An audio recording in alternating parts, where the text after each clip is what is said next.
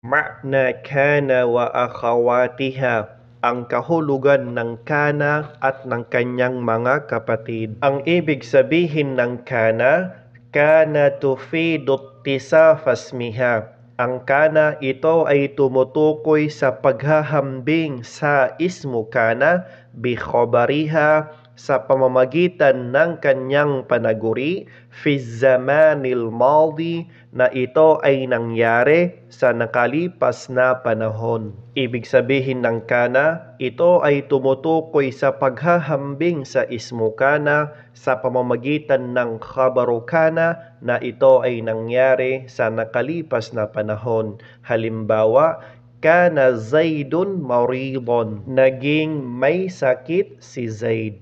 Ang ikadalawa, ang tinatawag na asbaha. Ang ibig sabihin ng asbaha, tufidu ittisaf asmiha.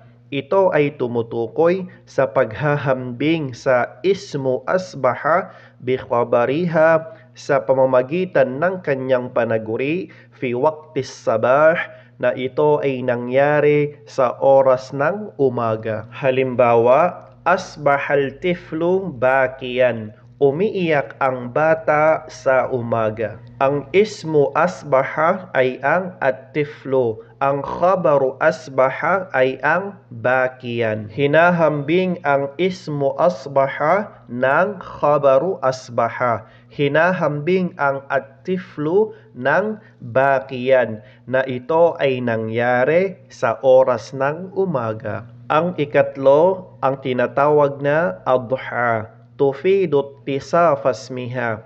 Ang adha, ito ay tumutukoy sa paghahambing sa ismu adha bi khabariha sa pamamagitan ng kanyang panaguri fi waqtid duha sa oras ng umaga. Halimbawa, adha Zaidun nashitan.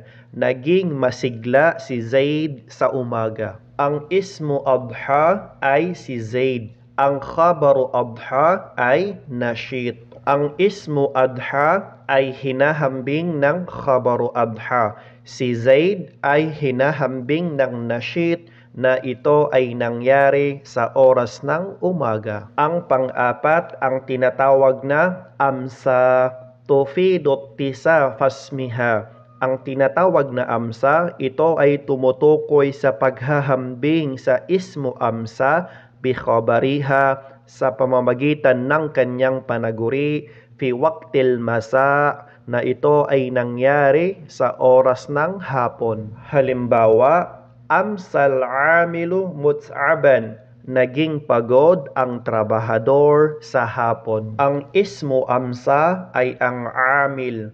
Ang khabaru amsa ay ang mut'ab. Ang amil, ito ay hinahambing ng mut'ab na ito ay nangyari sa oras ng hapon. Ang panglima, ang tinatawag na zolla.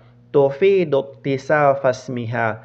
Ang zolla, ito ay tumutukoy sa paghahambing sa ismu zolla bi khabariha sa pamamagitan ng kanyang panaguri fi jami'in nahar na ito ay nangyari sa buong araw. Ang halimbawa nito, zallal jawu mu'tadalan. Nanatili ang panahon na balanse sa buong araw. Ang ismu zalla ay ang al-jawu.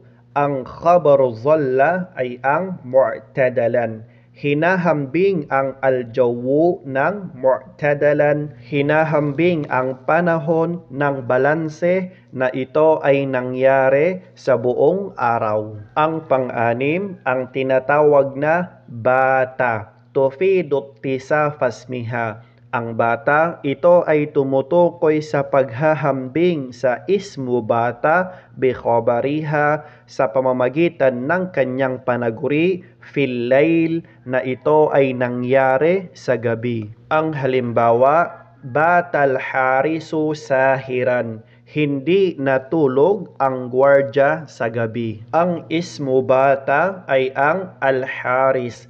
Ang khabaru bata ay ang sahir. Hinahambing ang al-haris ng sahir. Hinahambing ang gwardya na hindi natulog. Ito ay nangyari sa gabi. Ang ikapito, ang tinatawag na sara. Tufidu tahawwal al-ismi ila al-halah. Ang ibig sabihin ng sara, ito ay tumutukoy sa paglipat ng ismu sara doon sa isang sitwasyon. Allati yadullu alayha al-khabar, na kung saan itong sitwasyon, ito ay tinutukoy ng panaguri. Halimbawa, sarat tinu hajaran, naging bato ang lupa. Ang ikawalo, ang tinatawag na laysa. Tufidu nafyal khabari anil ism. Ang ibig sabihin ng laysa, ito ay tumutukoy sa pagnafi ng panaguri sa ismu laysa. Ang halimbawa nito, laysal jawu baridan, hindi malamig ang panahon. Ang ismu laysa ay ang aljawu, ang panahon. Ang khabaru laysa ay ang baridan, ay ang malamig. Ginawang nafi ng khabaru laysa ang ismu laysa. Ibig sabihin, hindi malamig ang panahon. Ang pangsyam hanggang 12 ang tinatawag na mazala, mabariha, mafatia, manfakka. Ang kahulugan ng lahat ng ito, tufidul istimrar. Itong apat ay nangangahulugan na nagpapatuloy. Ang ika-13 o ang panghuli, ang tinatawag na madama. Tufidu tawqita bihalatin makhsusatin. Ang madama, ito ay tumutukoy sa oras sa natatanging sitwasyon. Halimbawa, la ashabuka ma dumta kadhiban. Hindi ako makipagkaibigan sa iyo sa tagal na ikaw ay nagsisinungaling.